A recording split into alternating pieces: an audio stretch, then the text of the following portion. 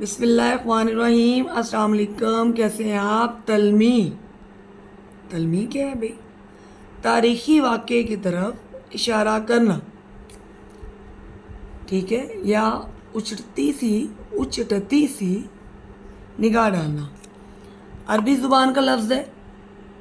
اصطلاح میں سمجھ لیں آپ نے اس کو کیا کہنا ہے، آسان زبان میں آپ کو بتاؤں گی۔ اصطلاح کی زبان میں یعنی گرامر کی زبان میں تلمیح کا مطلب کیا ہے؟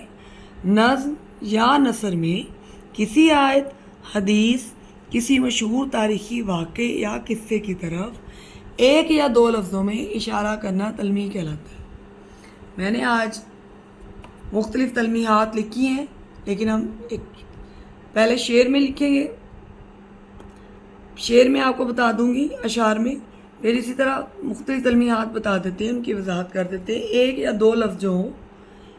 یا دو لفظ میں تلمیح بیان ہوتی ہے۔ مثال کے طور پہ، ابن مریم ہوا کرے کوئی، میرے دکھ کی دوا کرے کوئی۔ اب ابن مریم کون ہے بھائی؟ سوال یہاں پیدا ہوتا ہے نا۔ تو یہ تلمیح ہے کس کی؟ حضرت عیسیٰ علیہ السلام۔ ابن بیٹا ہوتا ہے، اور مریم حضرت مریم کے بیٹے تھے، بغیر باپ کے پیدا ہوئے تھے، اور اللہ کے حکم سے مردوں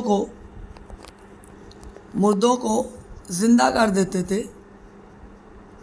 کس کے حکم سے؟ اللہ کے حکم سے مردوں کو زندہ کر دیتے۔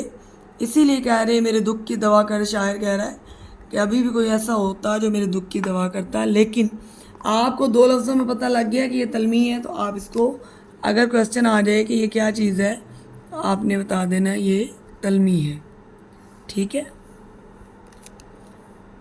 آ رہی ہے چاہے یوسف سے صدا، دوست یہاں تھوڑے اور بھائی بہت۔ دیکھیں سمپل سا ہے۔ اب چاہ ہوتا ہے کنواں، اور کنویں میں کس کو ڈالا گیا؟ حضرت یوسف علیہ السلام کو۔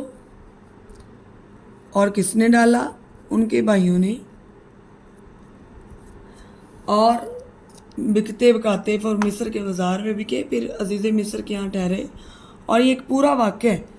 تو چاہے یوسف یعنی کنویں میں ان کے بھائیوں نے ڈالا، کہ آج کل اتنا بھائی کام ہے، کیونکہ بھائیوں پہ ہی تو وہ ایک طرح کا بھائیوں نے یہ سلوک کیا تھا نا۔ تو وہ کہتے ہیں دوست جہاں تھوڑے اور بھائی بہت، یعنی اتنے زیادہ یہاں پہ حسد اور یہ سارے ہیں۔ لیکن بہرحال اگلی آ جاتے ہیں جو بہت ہی خوبصورت یہ شعر ہے فارسی کا۔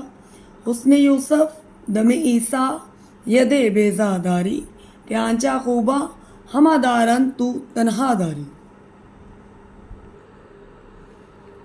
حسن یوسف دم عیسیٰ ید بیضا داری، کہ آنچا خوباں ہمہ دارن تو تنہا داری۔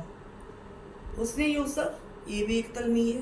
حضرت یوسف کا حسن سبھی جانتے ہیں، بہت خوبصورت تھے، اور زلیخا ان کے ظاہر خوبصورتی کی وجہ سے پیچھے پڑ گئی، جو عزیز مصر کی بیوی تھی۔ اور دیکھیں پھر اس نے آپ پر تہمت لگانے چاہیے، اللہ کے حکم سے آپ اس سے بچ گئے، اور آپ نے کوشش بھی کی، تو آپ پھر جیل جانا صحیح سمجھا، 10 سال آپ جیل میں بھی رہے۔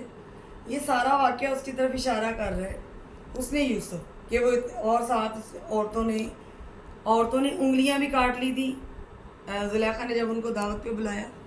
تو یہ ساری چیزیں دم عیسیٰ، حضرت عیسیٰ علیہ السلام جب دم کرتے تھے، یعنی اللہ کے حکم سے پھونک مارتے تھے، تو مردے زندہ ہو جاتے تھے۔ اسی طرح ید بیضا داری، بغل میں ہاتھ دباتے حضرت موسیٰ علیہ السلام، تو وہ سورج کی طرح چمکنے لگتا۔ تو یہ ساری تلمیحات اس بات کی عکاسی کر رہی ہیں کہ آنچا خوباں ہمہ دارن تو تنہا داری، کہ یہ سارے انبیاء کرام کی صفات اللہ تعالیٰ نے آپ صلی اللہ علیہ وآلہ وسلم ختم النبیین کی ذات میں بدرجاتوں رکھ دی ہیں۔ تو دیکھیں اس میں 3 تلمیحات ہیں، آگے بھی ہیں۔ تو آپ آگے جو تلمیحات ہیں ان کی بات کر لیتے، آتش نمرود کی بات کر لیں۔ نمرود نے آگ میں پھینکا کس کو؟ حضرت ابراہیم علیہ السلام کو۔ اسی طرح یہ آپ اور دیکھیں تو सब्र यूब है, हज़रत अय्यूब अलैहिस्सलाम को कीड़े पड़ गए, माल बिक गया, भेड़ बकरियां चली गई, बच्चे छोड़ गए, लेकिन आपने सब्र किया। रब्बी अन्नी मस्सनी यज़ुर्रु व अंत अर्हमुर राहिमीन, सिर्फ यही दुआ पढ़ी। और देखिए ये सारे जब जब दो दो अल्फाज आ रहे, दो दो अल्फाज आ रहे, इन सब की ये जो तलमीहात हैं, ऐसे जो अल्फाज आ जाए वो तलमी कहलाता है। तो उम्मीद है आज का टॉपिक आपको पसंद आया होगा। आपकी पजीराई का शुक्रिया, और इसी तरह इल्म की रोशनी हम बांटते रहेंगे।